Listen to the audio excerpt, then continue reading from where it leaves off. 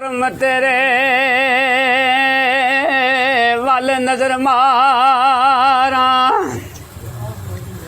जे कर करम तेरे वल नजर मारा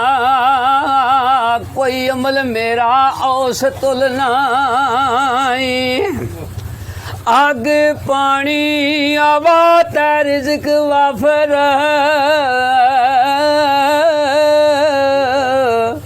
एक सादा माल का मोलना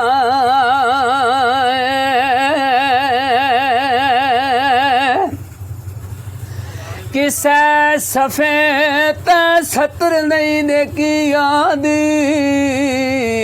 मेरी अमल किताब लू थोलना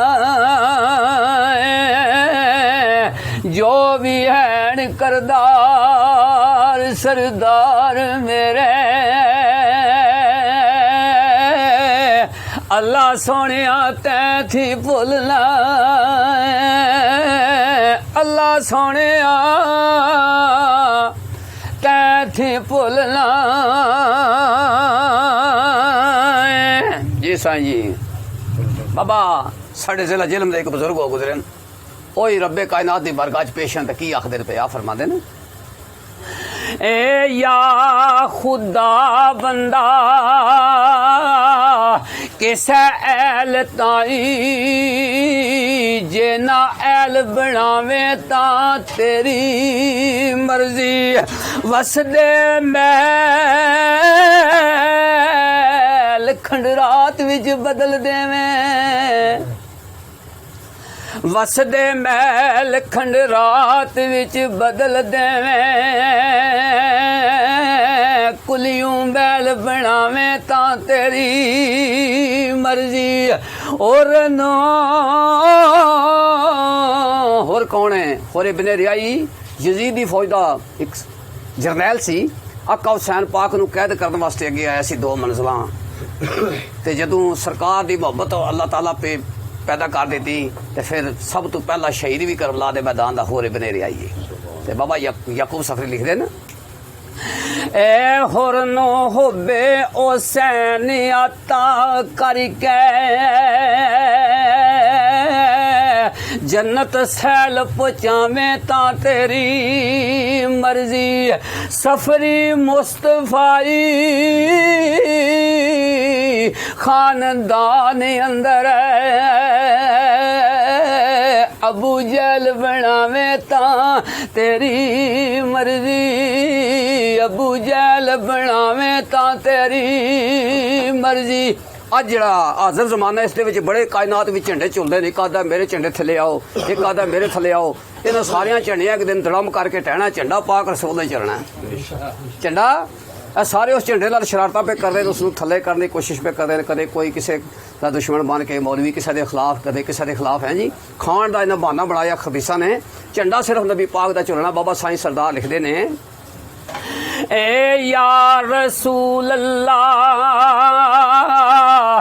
दीन हक दिता सानू ए एहसान ना भुलने ले सानू ए एहसान ना भुलने ने नात आप दी पाक कुरान सारा चुम चुम आशिकां वर्ग पे थोलने ले चुम चुम आशिकां वर्ग पे थोलने ले सब उम्मता आप शफात परनी बुए जन्नत फिरदौस दे खुलने ले अशर नशर दे विच सरदार साइया झंडे नबी करीम दे झुलने ले झंडे नबी करीम दे। अज कोई अन्ना हो जाए तो उसकी अपनी अन्या होना उसका नसीब है मगर बाबा साईं सरदार की लिखते हैं इस दे विच पहला शेर में एक मियाँ साहब हजूर दा पेश करा जिहड़ा झंडा नबी पाक दा चुके ना बंदे कहते हैं दहशतगर्द है। मियाँ मुहम्मद बख्श रहमतुल्लाह अलैह 338 नंबर सफ़े का चौथा शेर लिखते हैं जी आ फरमाते हैं हो मैं तरनू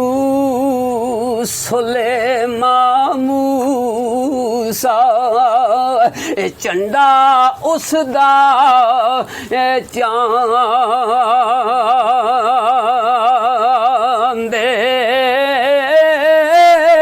आस अजीज अगे हो बरदे यूसुफ जय विकांदे